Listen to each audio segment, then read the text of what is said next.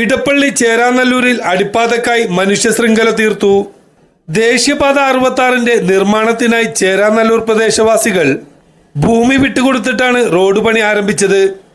എന്നാൽ ഇപ്പോൾ പണി തുടങ്ങിക്കഴിഞ്ഞപ്പോൾ അടിപ്പാത ഇല്ലാത്ത രീതിയിലാണ് നിർമ്മാണം ദ്രുതഗതിയിൽ നടക്കുന്നത്.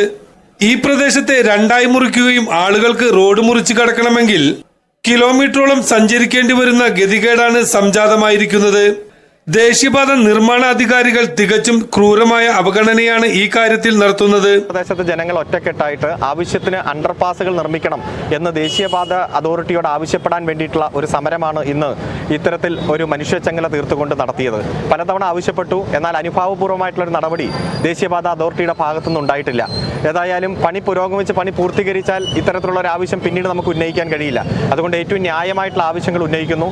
ദേശീയപാത അതോറിറ്റി ചർച്ചയ്ക്ക് തയ്യാറാകണം. അത്യാവശ്യം വേണ്ട അണ്ടർപാസുകൾ നിർമ്മിക്കണം. ഇപ്പോൾ തന്നെ